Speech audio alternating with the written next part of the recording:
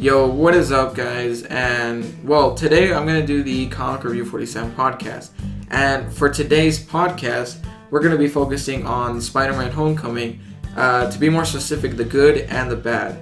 Now, Spider-Man Homecoming, to me, was a really good movie, and it was refreshing to see something so different, this time around. So, first of all, I'm going to be talking about the good things, and then I'll be focusing on the bad things later. So, first of all, we don't have that, the Spider-Bite origin story. We do have a sort of origin story, but not so far back to when he barely got his powers. We got it once he already had his powers, and he already had his prototype suit, and which is actually really good because in the first Spider-Man movie, we see his origin, which is really great, and then we see it again in Amazing Spider-Man, and, we don't want to see it a third time. It's like going through the whole thing again. It's like watching Iron Man's origin story 3 times. Nobody wants that. So what they did here is they didn't even mention Spider-Bite origin because you guys already know it, If you didn't see the first movie, then you saw the Amazing Spider-Man movie. Either one of those two, then you'll know what his origin story is. So basically what they do is they go into Peter Parker's daily college years, and how he goes to prom, how he deals with Flash Thompson, who I'll talk about in a bit, and how he deals with being Spider-Man while at the same time being at school, and he keeps getting detention. I think it's really great. We don't just focus on easy superheroing, which for me I kind of see in the Amazing Spider-Man. That movie, I don't know. I didn't feel like that movie was that good. So my second critique is the suit that he had with cool tech.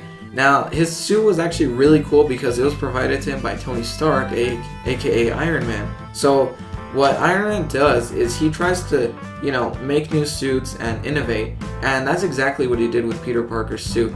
He actually, gave him a couple of things. He gave him interrogation mode, he gave him instant kill mode, which is actually really cool because if he's facing off with, Thanos in Avengers 3, he's gonna need that.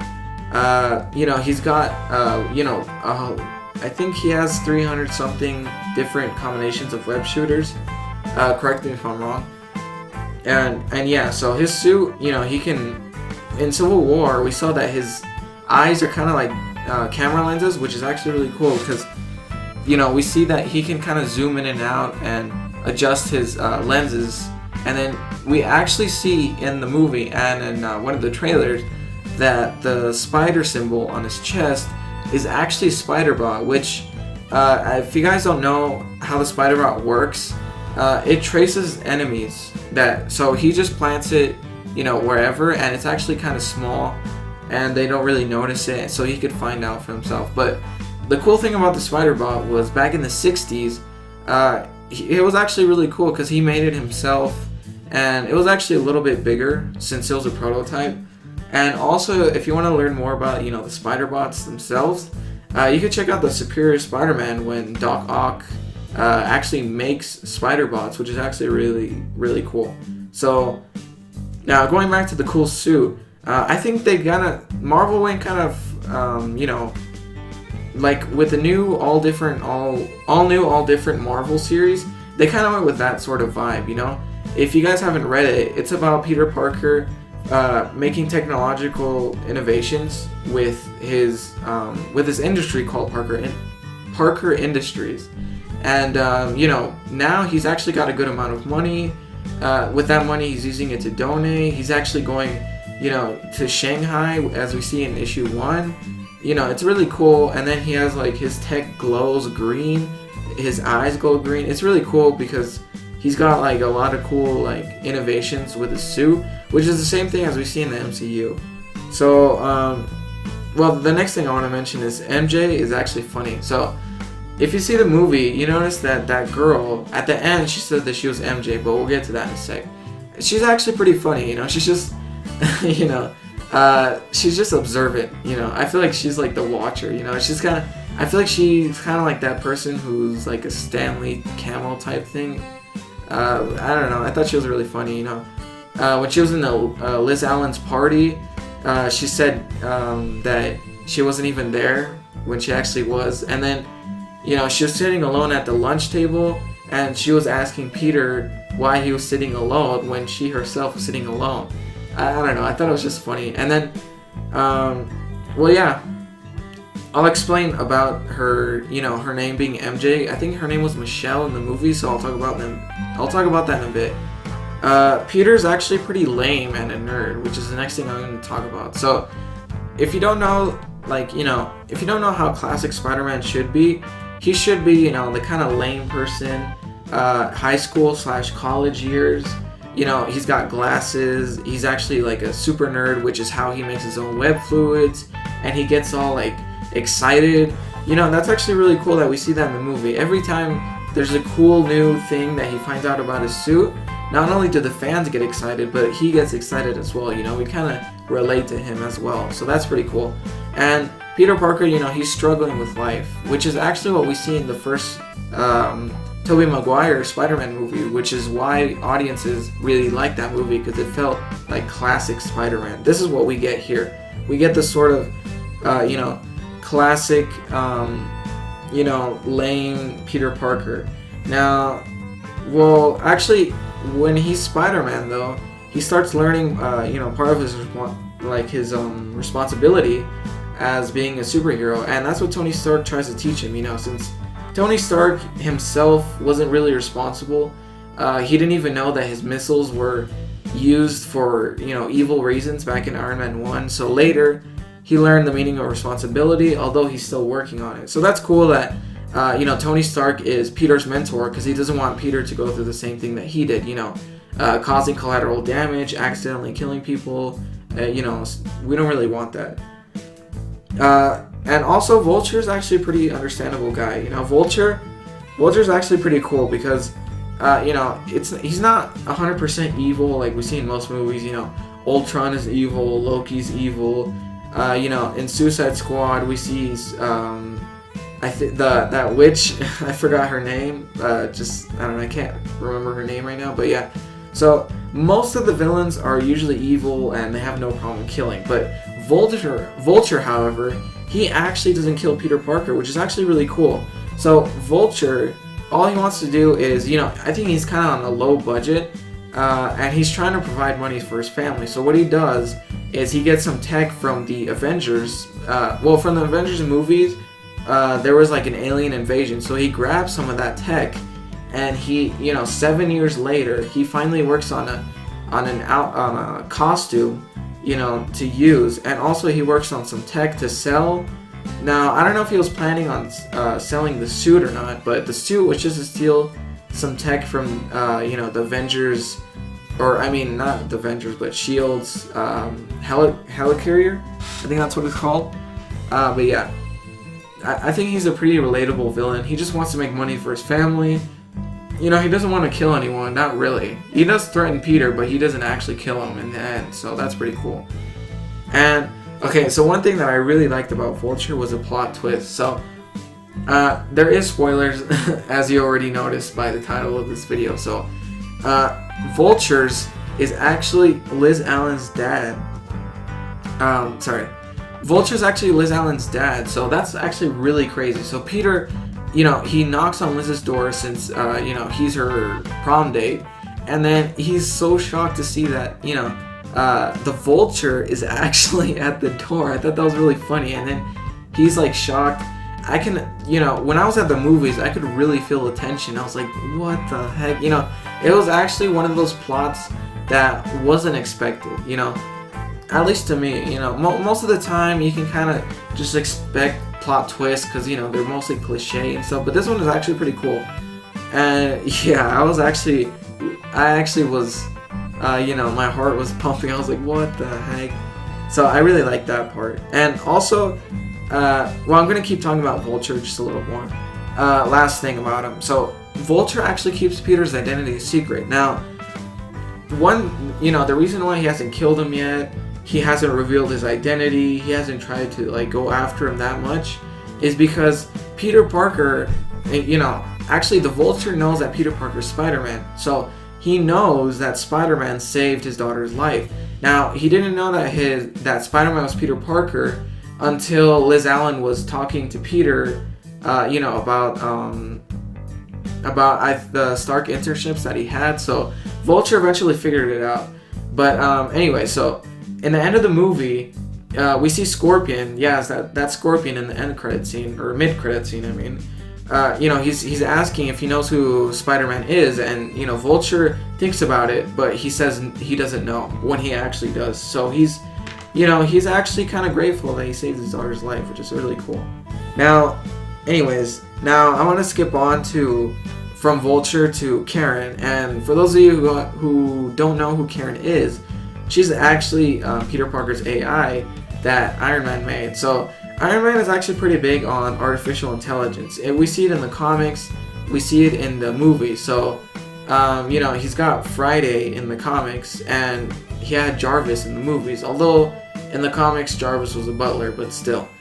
Karen is Spider-Man to AI, and she's actually pretty funny. I like the part where she says, interrogation mode, which is actually really cool that Peter Parker was able to use it. Karen was actually entertaining Peter while he was bored because he got stuck as Spider-Man. He got stuck in some sort of, I forgot why he got stuck in the first place.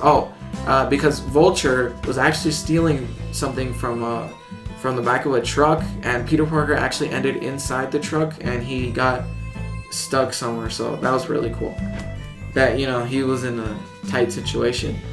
But anyways, Karen, she puts instant death mode. She puts it twice, and Peter's like, stop doing that. I thought that was funny. So next thing I want to talk about, Tony Stark as a mentor. So I already talked about this, but I want to say a little more. So first of all, there's Peter Parker with the boat. Peter Parker, he kind of webs it together, but he wasn't thinking ahead. He wasn't thinking clearly about the collateral damage that he would cause. He didn't know that Vulture's laser beam would literally split the boat in half. So Tony Stark, what he does is, he actually saves the boat from ripping apart. Although Spider-Man actually almost saved the boat, but he couldn't. His webs just weren't strong enough for it. So then, Tony Stark comes in. He tells him, what was up with that? Like, why did you, why weren't you careful enough, And he actually wants a suit back, and he's trying to teach him responsibility, And I thought that was a really cool moment. We see it in the trailer, obviously, so I thought that was really cool. And, the movie overall is actually really funny. So, we have some funny moments, like I said, Karen, when Spider-Man gets stuck in that vault area, he thinks it's been forever since he's been there, and then he asks Karen how long has he been there. It's only been half hour. And there's some pretty funny moments, like when Spider-Man comes crawling in, and then Ned, his friend, just realizes that he's Spider-Man, and also at the end of the movie when Aunt May is like what the heck, like when she sees Peter Parker in his suit, she sees that he's Spider-Man. I thought that was really funny, and I actually like the humor in this movie. It didn't overdo it like most of the time. I feel like the MCU sometimes overdoes it with the humor. I don't know. That's not much of a complaint, but yeah. So what I like is that Spider-Man is selfless most of the time. He risks his life to save those people on the boat. In the Tobey Maguire movie, we see that he risks his life to save those people on the train. Now the boat scene is kind of like a thing, they kind of like, it's kind of like a flashback to Tobey Maguire with that train scene, because that was really iconic. I like that, because, those, when Tobey Maguire, he holds the train back with his webbing, he actually pretty much gets unconscious from all that strain. And Peter Parker in the Homecoming movie, in Spider-Man Homecoming, he actually risks his life on the boat, and he's got like the webbing, and he's putting it all over the place trying to save the people, but he realized that he failed, and that's when Tony Stark comes in. So I really like that. Even if he knows he's gonna die, he's willing to risk his life for others. And also, there's this scene, kind of towards the end after the Vulture threatens Peter, not to mess with him again, and he goes to prom.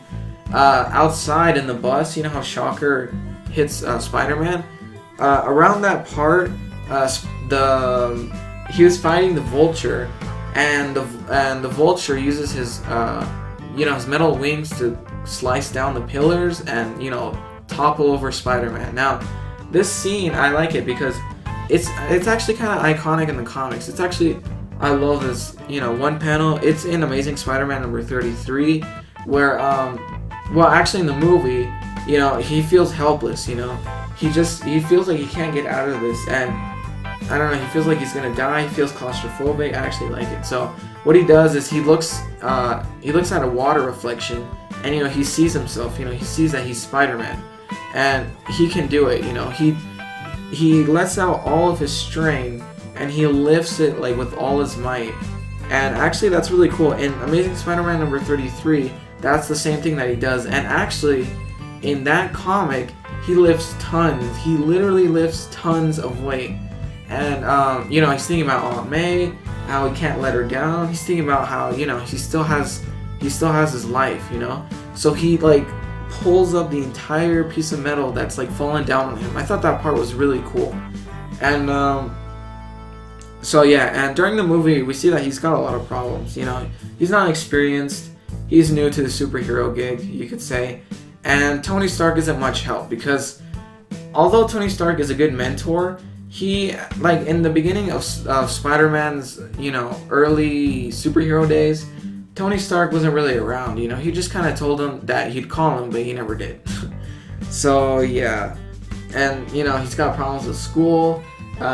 He has to do quizzes and this and that. He keeps getting detention, and something's up. The principal keeps giving him a pass. He actually almost got expelled in the movie, but he got lucky and he just got suspended for I think a week or so. So yeah. And the last thing I want to talk about is the iron suit at the end. Okay, I saved the best for last. Okay, so if you guys don't know, or don't remember, there was this part at the end where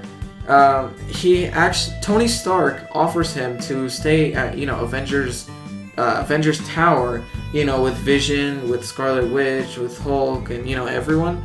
And what's cool about it is that he can have his own room in the Avengers, the freaking Avengers, and he gets his own suit. He gets the Iron Spider suit. Now, the Iron Spider suit was during the events of Civil War in the comics, and actually Peter Parker was the one who was in the middle of Captain America and Iron Man. At first, I think he was with Iron Man, and I think he switched to Captain America. I can't really remember the storyline too well, right off the top of my head right now, but yeah. And so in the movie, that's what the suit is based on, the Iron Spider suit, which looks really cool. But the only thing I wish was that they would have added, the robot arms, the gold arms that they did in the comics. I thought that would be really cool to add that. And yeah, okay. So now that we're more than half through with the podcast, we'll talk about what's bad about the movie. Now, first of all, I want to say, why is the suit so expensive? Iron Man's, he told Peter Parker that he spent millions of dollars on the suit, and that's a problem, because if Peter Parker's inexperienced, why would he give him so much money on the suit? I know Tony Stark has so much money that he could just pretty much throw it away, but still, you can't just give someone $1 million suit if he's just inexperienced. You have to wait. I think Tony Stark should have given him a suit with just a few upgrades. Maybe just $100, $100,000. Well, not $100. Maybe $1,000, $10,000 even. That's actually kind of expensive. But yeah, I don't know. Tony Stark spent too much on that suit, and what I don't like about the suit itself is that it doesn't feel like classic Spider-Man. Yeah, of course he's, Peter Parker has his problems, Spider-Man's inexperienced, but the thing that I didn't like was that since his suit has all these upgrades and webbing, it kind of puts less effort into being Spider-Man. He doesn't just have simple webbing and run out of webbing like in Tobey Maguire. Spider-Man, he ran out of webbing. once in a while, and he would just fall, and he had like so many problems. But in this movie, I don't know, I just didn't like that his suit was too technological, but at the same time I did. I don't know how to explain it. I just felt like I felt like they overdid it, but that's just me. Anyways, so, and also one thing I want to say, they use way too many clips and trailers. Like, well, the trailers weren't actually too bad, but the clips, they released a lot of clips. So, of course, what the good thing that they did was that the clips were more towards the beginning of the movie, so it didn't actually spoil it too much. But I didn't like it that I went in the movies, I watched the beginning of the movie, and most of it was just kind of repetitive because I've already seen the clips like on YouTube, and I know people are supposed to avoid spoilers and all that, but I just can't help myself. They just released a lot of clips, and it was great watching the clips, but I think they released too many. So yeah, I don't know, I just didn't like that. And one thing that I want to say, it's actually not that bad of a problem. I just want to throw it out. So when Vulture, you can actually check it out in the trailer too. So Vulture stealing from the SHIELD helicarrier, and what he does is, he's trying to look for parts, to move his plan forward, to go against Tony Stark, to sell his black market weapon, stuff like that, right? So he grabs Iron Man's helmet, he finds Iron Man's helmet, and he doesn't put it on. Like, what the heck? And I'm pretty sure Iron Man's suit would have been there somewhere. So if I were Vulture, I would just put on Iron Man's suit and helmet and just, go against Iron Man myself, or, sell just the helmet for a lot of money. That thing would sell for so much money. And of course, Tony Stark can just shut it down manually or, automatically, but still, the Vulture doesn't know that. So, I don't know, I thought that was a dumb moment. Anyways, why was Liz interested in Peter? Like, that's actually what I wanted to know. Like, okay, so Liz Allen is the cool girl. She's the one that goes in school. She even caught Peter Parker and his friend Ned staring at her like creeps, like nerds. We even see that in the trailer, And then I don't know why Liz Allen is interested in Peter. I guess because he's smart, but that still doesn't really justify it, It's like she just went for the uncool kid, It just, I don't know, it wasn't really smooth enough. I don't think the script really went well with how Liz Allen and Peter Parker kind of knew each other. So, I don't know, I felt like they needed to pick up on that a little bit. Well, one of the worst things the things I really didn't like about the movie was Flash Thompson. He looks cringy AF, and also, like, why is he a nerd? Like, okay, so Flash Thompson in the comic, and also, like, well, actually, hold on. Flash Thompson in the comics, sorry, he's like this cool kid, he's popular, he's tough, and, he's like the school bully, and, he mostly goes for Peter Parker, right?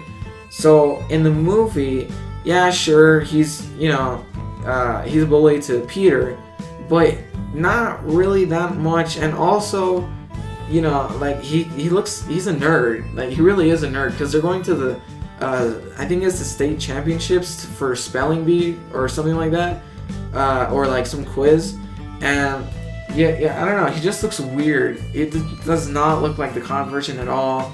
I don't know why it's like an Indian Flash Thompson, like a nerd. It just doesn't fit his character.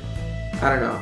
I just think, though, I mean, physically, I don't think, sometimes they change the way characters look physically. That's not a big deal, but just the way he acts, it's just not part of who Flash Thompson is, of course he does pick on Peter, but still, I just think it was a little cringy.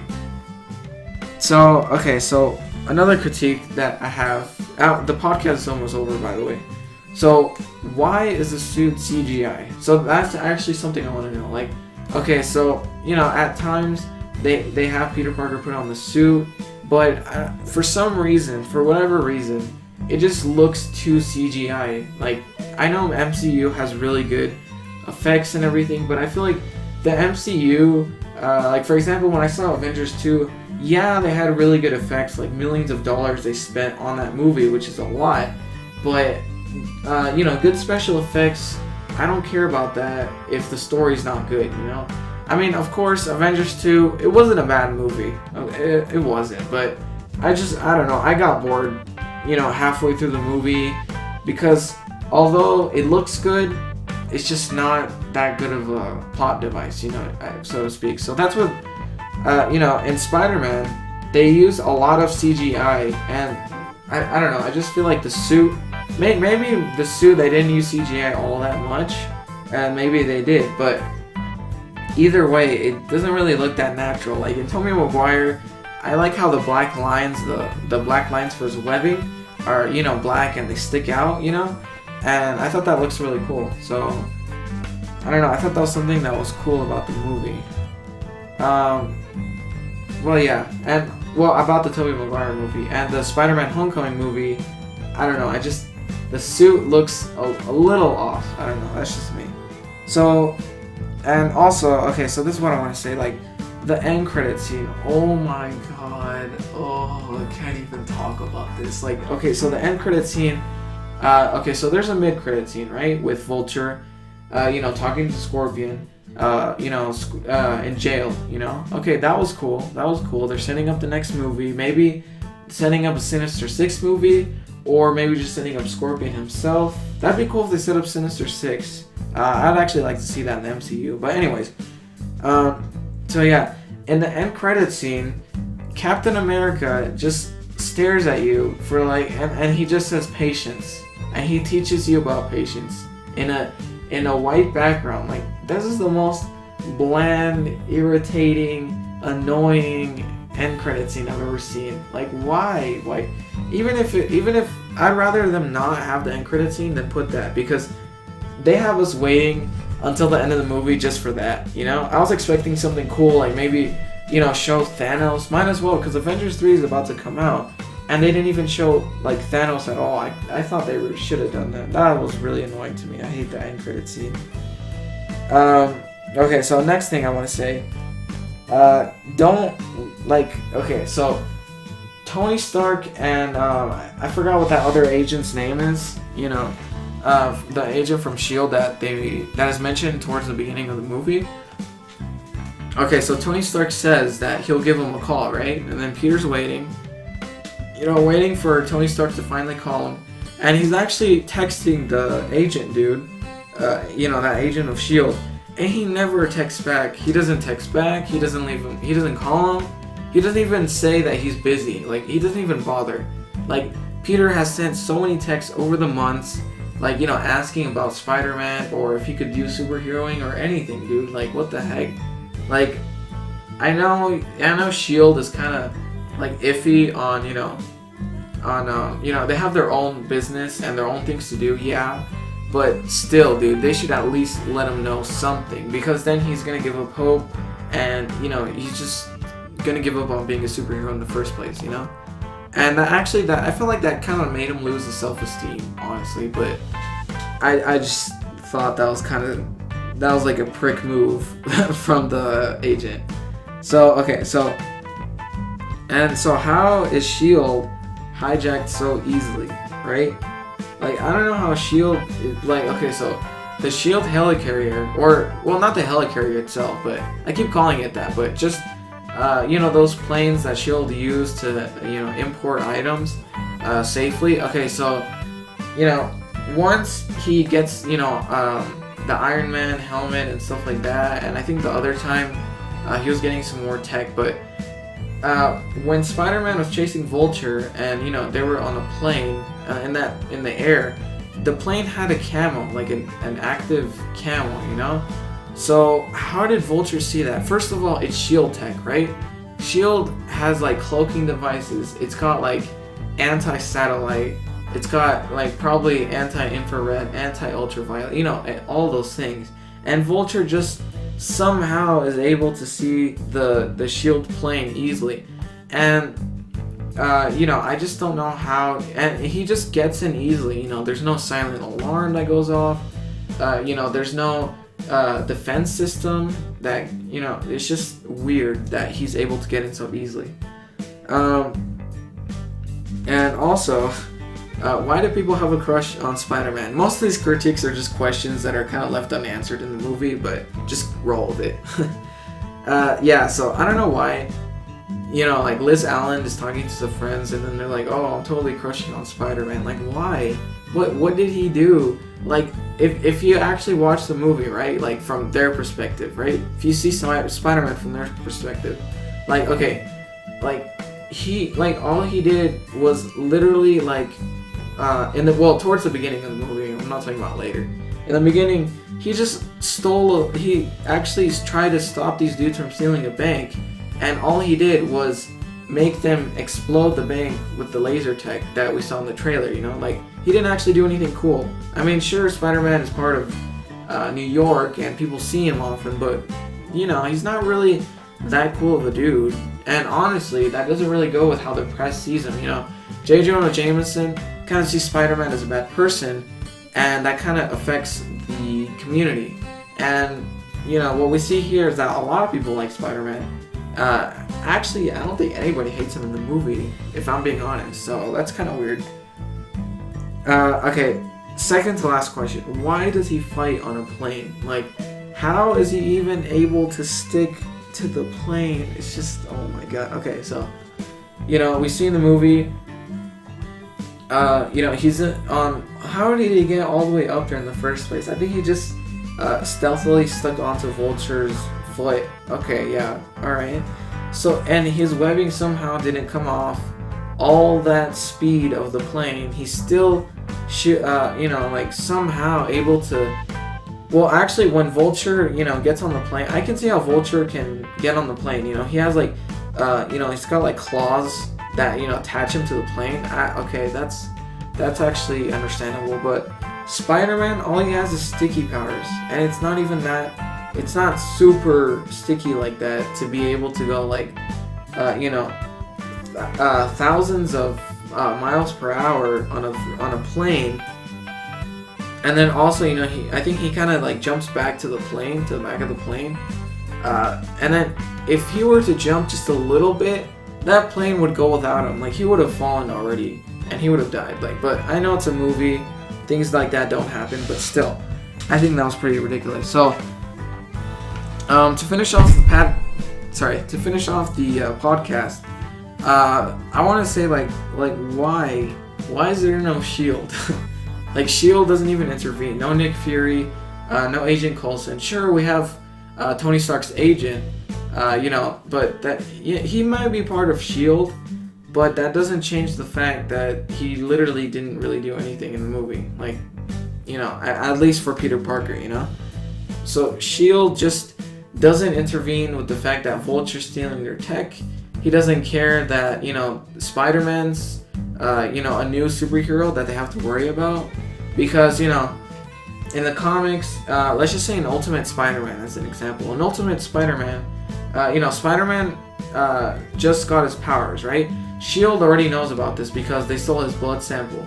So what they do is Nick Fury personally goes to Spider-Man's school and, you know, starts to ask him, you know, personally, you know, kind of interview him, just kind of see how he's doing, and, you know, how telling him that he practically belongs to S.H.I.E.L.D. once he's an adult. Like, that's actually pretty cool, but it's what S.H.I.E.L.D. does, you know, they have to. And, you know, in the movie, they should really do something about Spider-Man. They should, you know, try to train him, try to, you know, tell him what to do, you know, try to see, like, what they can do, you know, make him more useful, you know? Like, I don't know why S.H.I.E.L.D. doesn't intervene. And plus, Vulture kept stealing their stuff. Like, why didn't they do anything about it? They're just zero fucks given. Like, honestly, like, what the heck? Well, yeah, those are actually all my critiques. Well, honestly, just because I said a lot of bad things about the movie, the movie is really good. Like, out of 10, I'd probably give it like a 9 out of 10 or 8.5, around there. Well, actually 8.5 because there was just some unexplained stuff there. But anyways, guys, that's actually it for my podcast. If you guys want to see more podcasts, let me know in the comments, and let me know what you guys think of the movie. And, you know, obviously, this is spoilers, so, you know, let me know how you would rate the movie, and some things that you didn't like about it. And thank you guys for watching. Be sure to leave a like and subscribe, and I'll see you guys next time.